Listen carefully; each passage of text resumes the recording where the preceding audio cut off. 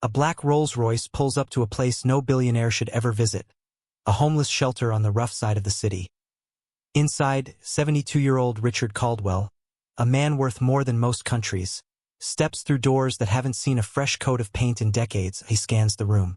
Cracked plastic chairs, flickering lights, faces worn down by life, and then he sees her. A young woman in a faded hoodie, her hair unwashed, her eyes hollow.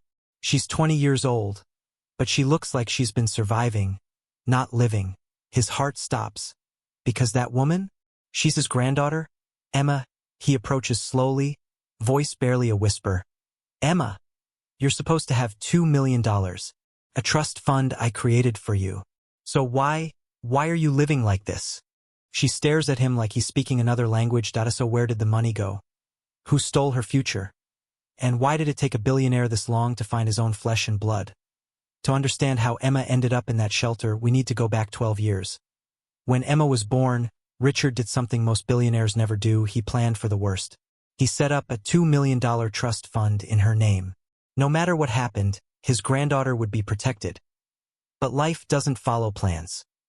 Richard and his son, David, had a falling out. Harsh words were spoken. Pride got in the way.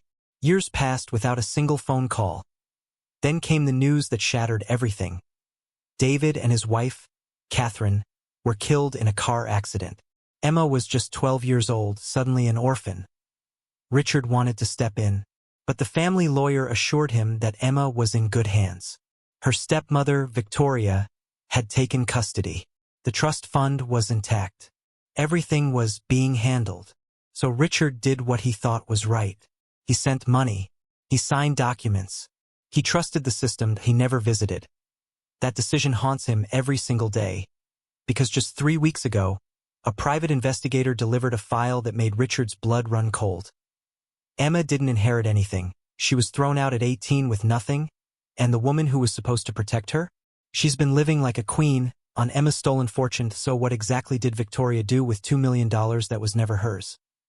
The truth is worse than Richard could have ever imagined. It started small.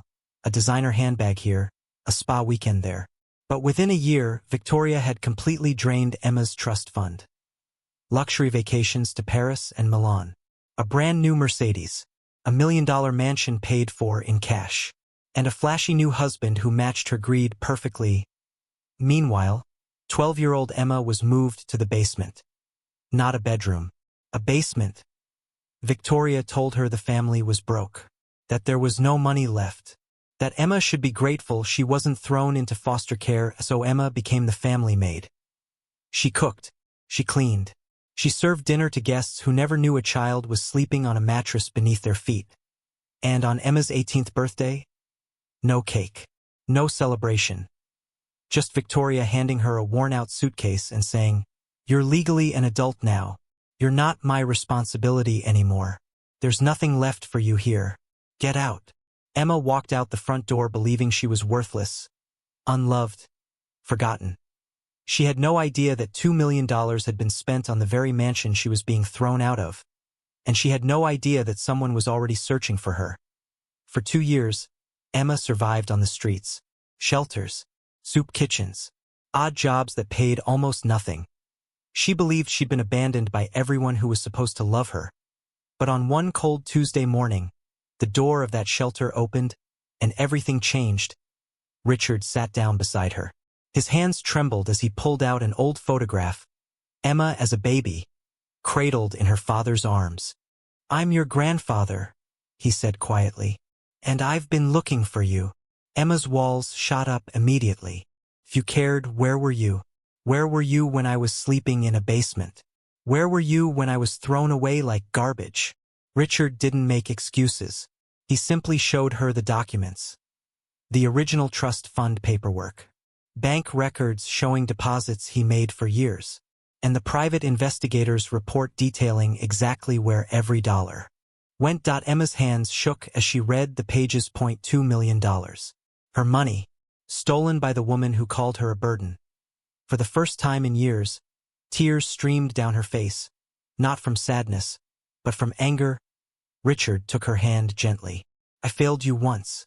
I won't fail you again. I'm gonna get back everything that was stolen from you. But I need you to trust me.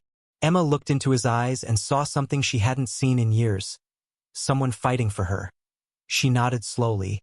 But when they uncovered the full extent of Victoria's fraud, they realized her betrayal was far worse than either of them imagined. 3 days later, Richard's car pulled up to Victoria's mansion, the one bought with Emma's stolen inheritance. The garden party was in full swing. Wealthy guests, champagne, laughter. Victoria spotted them immediately. Her face went pale. Richard, what a surprise.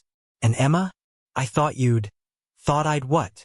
Emma stepped forward, voice steady. Disappeared? Died on the streets? That would have been convenient for you, wouldn't it? Victoria stammered, trying to recover. I don't know what lies you've been told, but the money ran out. I did everything I could for that girl. Richard smiled coldly and handed her a folder. Bank statements, property records, travel receipts, every dollar traced, every lie documented. The guests fell silent. All eyes turned to Victoria. Her new husband quietly stepped backward, distancing himself from the disaster. Emma's voice cut through the silence like a blade. You told me I was worthless. You made me sleep in a basement while you threw parties above my head. You stole my future and threw me into the streets. But I survived. And now, everyone knows exactly who you really are. Victoria's composure shattered completely. Tears smeared her makeup as she looked around desperately for support. She found none. Richard leaned in close and whispered, You'll be hearing from my lawyers and the police. Justice came swiftly. Victoria was arrested and charged with fraud, embezzlement, and theft. The mansion, bought with Emma's money, was seized. Her new husband filed for divorce within a week. Everything she stole came crashing down around her. But for Emma, the real victory wasn't about money. Richard welcomed her into his estate, not as a guest, but as family. He legally named her his sole heir. She enrolled in college, something she never dreamed possible. And for the first time in 8 years, she had a home. In the final scene of this story, Emma stood beside her grandfather at a charity gala for homeless youth, a foundation they created together. Richard looked at her with tears in his eyes and whispered, Your father would be so proud of the woman you've become. Emma smiled. She didn't just reclaim her fortune. She reclaimed her worth. Here's the truth this story teaches us. Those who prey on the vulnerable may win for a season. They may steal. They may lie. They may seem untouchable. But justice has a way of finding its way home. And sometimes, family isn't the one who raised you. It's the one who finally showed up. Now I want to hear from you. What would you have done in Emma's place? Would you have forgiven Richard for taking so long to find you?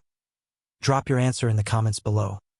And if the story moved you, if you believe in justice and second chances, hit that subscribe button and turn on notifications. Because every week we share stories just like this one. Stories of betrayal, redemption, and hope. Don't miss the next one.